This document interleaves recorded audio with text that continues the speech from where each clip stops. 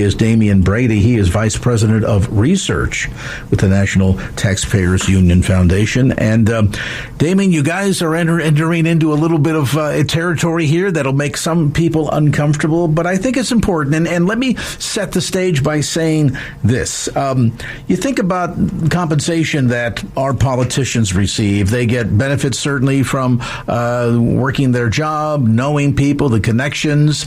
If we followed some of the debate over so-called insider trading information, we know that it's always curious how a politician who gets a job that pays $150,000, $175,000 a year, doesn't appear to be terribly wealthy, goes to work in Washington, D.C., becomes a member of the House or the Senate and sits there for 10, 20 years, whatever, and with no other apparent source of income, nobody died and left them millions of dollars, they didn't have a side job, instantaneously retires with millions and millions of dollars. How did that happen, and how do I get one of those jobs? Here in California, of course, when it comes to perks for retirees, we do it the best.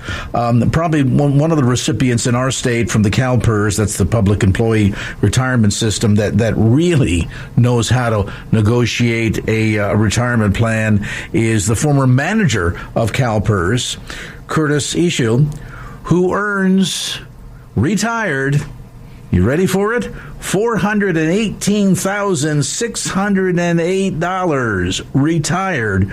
More money than the President of the United States. That's a good job if you can get it.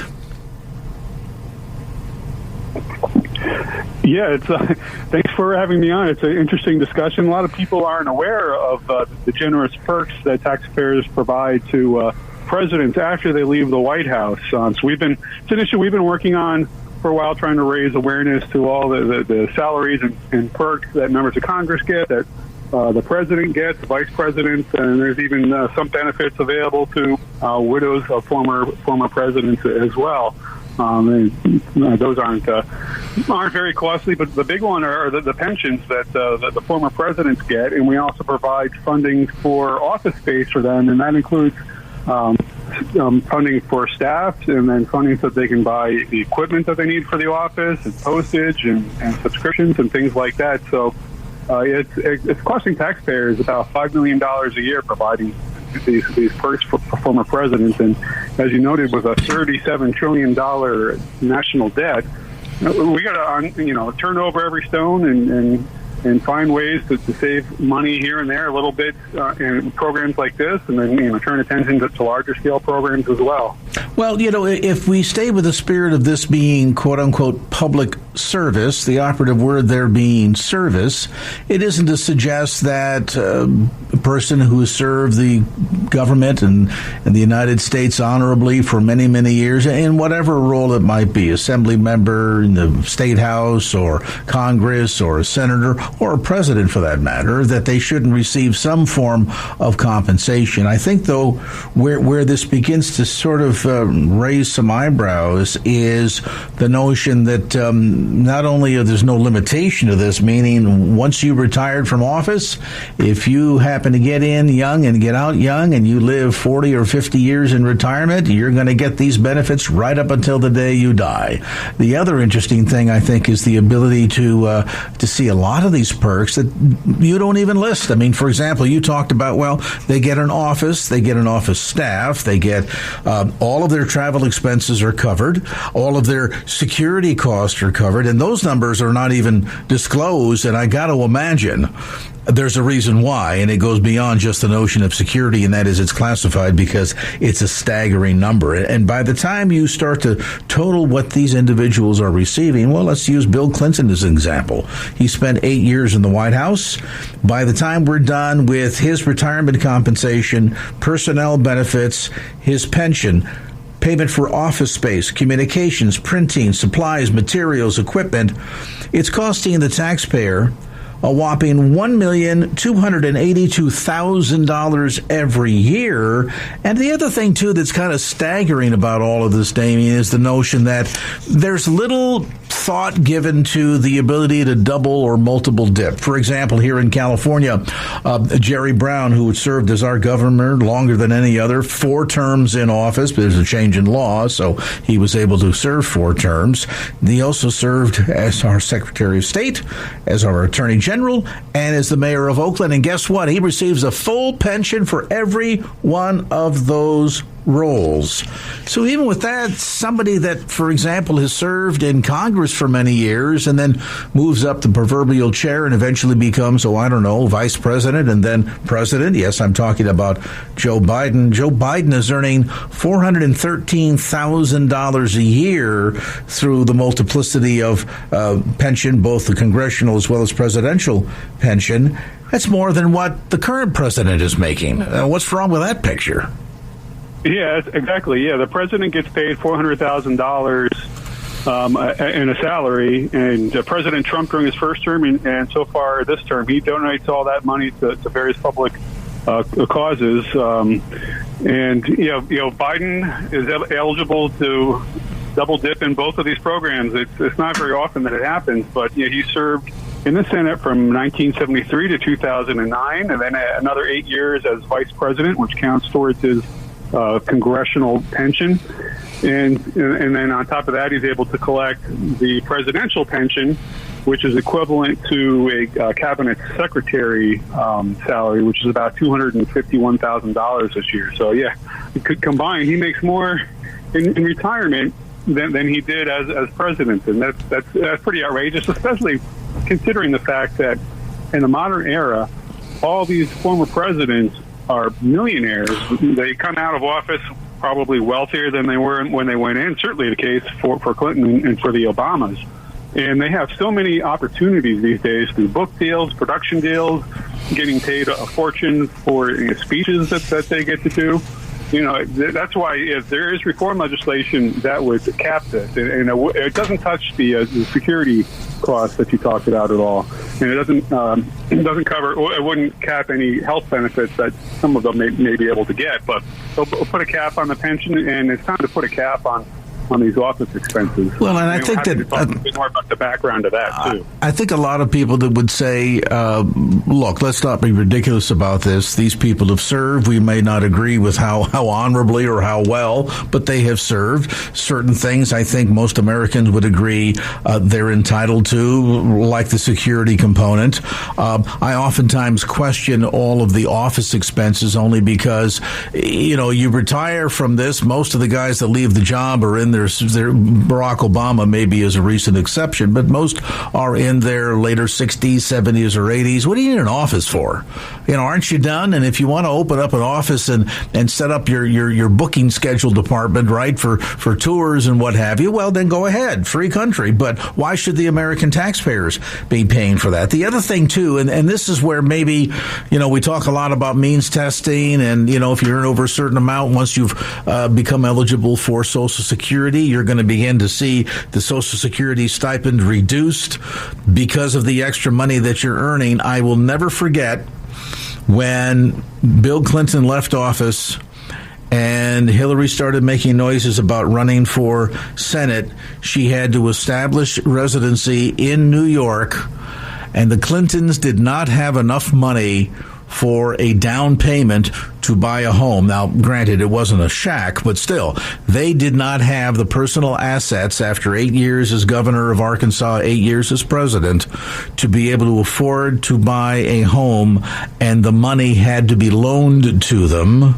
That was, of course, in the late 90s, and now today, according to some of the research that's been produced by your organization, the National Taxpayers Union Foundation, Bill Clinton's got a net worth of about $120 million that we know of. And if you look at the price of what either he or Hillary charged for speaking engagements, you can understand how they accumulated that kind of wealth. Again, not criticizing their ability to do so. Hey, if you can make money, have at it. But should you be able to make all that money and then double dip and get so much money out of the U.S. Treasury after the fact? And I think that's what really you guys are questioning. Yeah, definitely. Taxpayers need relief, and these former presidents are extremely wealthy, and, in the name of national service, they ought to chip in a little bit more. So the idea behind having an office for a former president is that there are some responsibilities and duties pertaining to the presidency that lingers on after they do leave the White House. So that was one of the arguments for creating this program. But, there are no limits on where the office can be located, no limits on the size. And they're in some areas that are running up a lot of rents on behalf of taxpayers. And another problem with this also is that a lot of the presidents will locate their office of the former president pretty much in the same location as where they have a personal foundation. So there could be some commingling of staff there. It's just, we need better transparency for all this, and better yet, just more caps on the amount of money available for this. And I would add a time duration as well. It's after a certain period of time, let's wind these things down. If you have things that continue, you're very wealthy, and let's give taxpayers some relief. Absolutely. If you've just joined us on today's program, we are visiting with Demian Brady. He is the Vice President of Research for the National Taxpayers Union Foundation. The NTU has released some new information pertaining to not just the estimated net worth of former presidents, but the staggering amount of money that they are getting paid. Now, again, should they get a pension? I don't think anybody disagrees with that. Should they be able to have access to Secret Service protection? Absolutely. But unlimited transportation, travel, now you're going to pay for office space, which on average is running well over $500,000 a year for every one of the presidents. Joe Biden spends almost $750,000 a year in office space. And then you're paying for their telephone service, their supplies, equipment. Why are we providing an office to somebody who no longer has a job nor does one for the United States?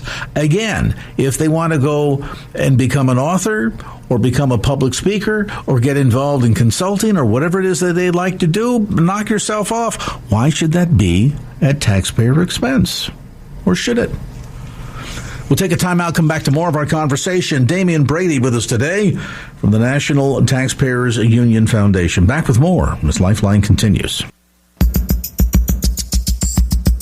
And now back to Lifeline with Craig Roberts. So a lot of scrutinizing of a $37 trillion deficit. And you've got to understand, with all the efforts that DOGE has put in, you can increase taxes, increase tariffs, decrease spending. It's taken us decades to get there. And the numbers at which Congress and presidents have been willing to spend versus what they've been willing to cut, there's a massive gap in there.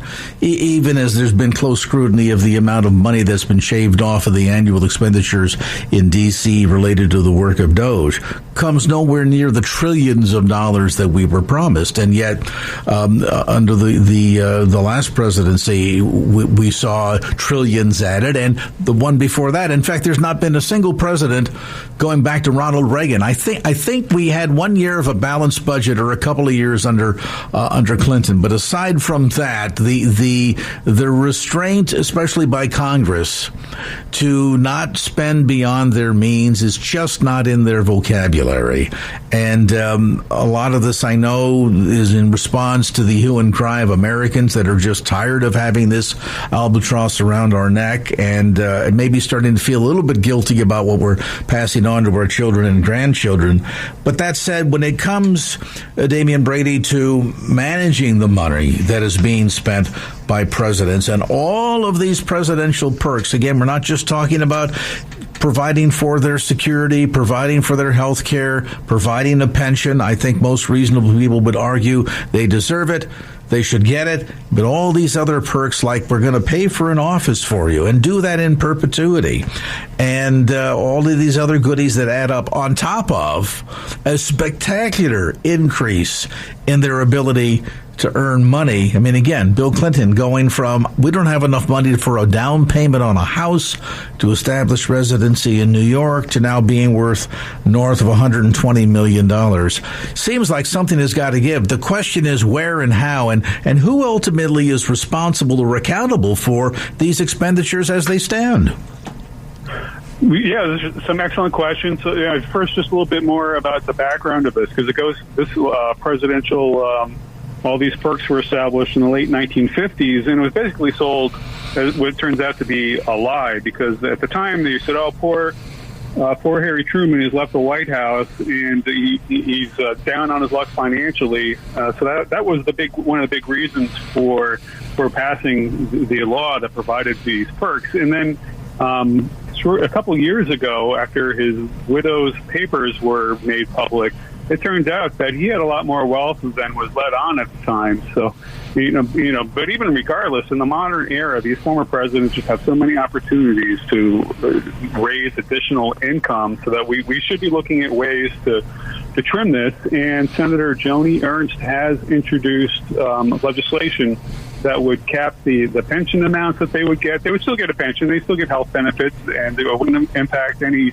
security coverage at all, but put a limit on how much they get for their office based on how much income that they have. It's called the Presidential Allowance Modernization Act. We need to get the Senate to move on this. And it has passed before. Back in 2016, they basically passed the House under a voice vote, so that there was no opposition there. Then it went to the Senate, and it was passed unanimously. And then 3 months before he left office, President Barack Obama vetoed it, because this was going to impact some of the perks he was just going to get in the next couple of months.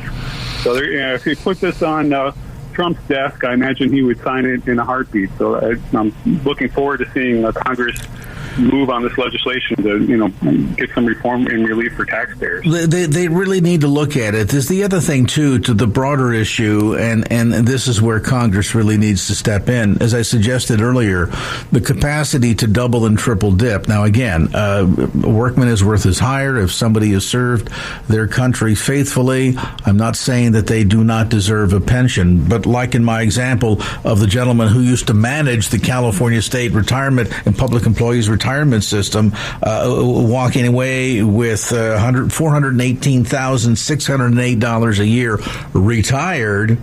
Somebody needs to look at that. And the other issue, too, is that the ability, and I forget who it is, but there is a former member of the Senate, long since passed away, and I forget name or what state. It'd probably come to me, Demian, about the time we say goodbye. But there was somebody who had served in their respective state, might have even been California, had served as Attorney General, had served as a member of the state assembly, then as a member of the state senate, served attorney general, and I want to say either as state treasurer or comptroller, something of that sort. Then moved into the House, and then after the House, the Senate. And when everything was said and done, there were about 6 or 7 state and federal level jobs that they had worked over a lifetime of political career. And they were collecting full pensions from every one of them and were making retired twice as what any of the highest jobs had ever paid them while they were working full time in political office. Now, somebody's got a racket going here, and it's not the taxpayer.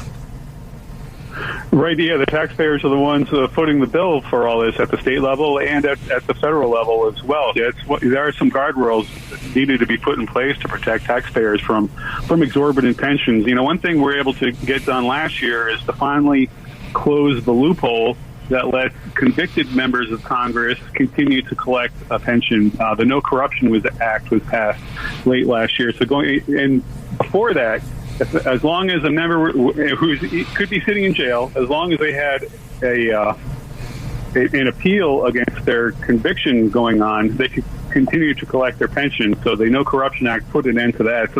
So we've seen that, with the passage previously of the reform bill for former presidents and the reform for no corruption, we see that Congress can act. The time is now to act, because we got to put a lot of attention on reining in the federal debt of $37 trillion.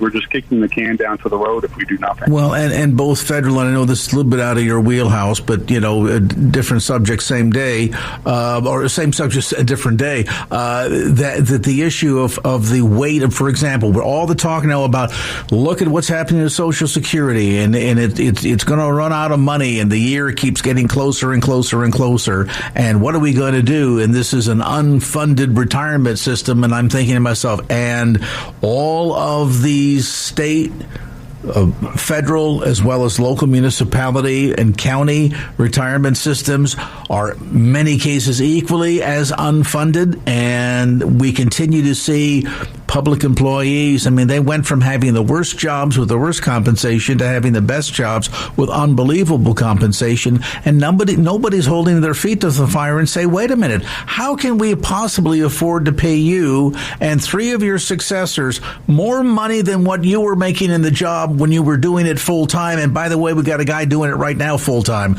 Is it any wonder that at some point this is just going to be the proverbial straw that breaks the camel's back, fiscally speaking? Yeah, definitely. It's a lot of obligations being piled up on future taxpayers. It's outrageous. Another perk that few people know about is that if a member of Congress passes away while they're serving in office, in addition to any statutory, contract provided benefits and survivor benefits, they will just get a free gift of a congressional. Their heirs will get a free gift of a congressional salary for a year, and there's nothing in law that provides it. This is another outdated benefit that goes back to probably the Civil War era, back even before then, when there were no pension programs provide for families of members. But now there's so many opportunities to provide for life insurance and survivor benefits through pensions that have been gained. So that's another thing that we need to reform as well. Lots of work to be done, and folks want to be apprised of where things stand and some of the money that's being spent out of your wallet in your name that you're unaware of. Good place to stay educated is with our friends over at the National Taxpayers Union Foundation. You'll find them on the web, simply NTU, think National Taxpayers Union, NTU.org. That's NTU.org, including some insights regarding this most recent study that they have published under the title, "It's Time to Trim the Taxpayers Tab for Former President's Perks." Our thanks to Demian Brady, Vice President of Research for the National Taxpayers Union Foundation, for that update.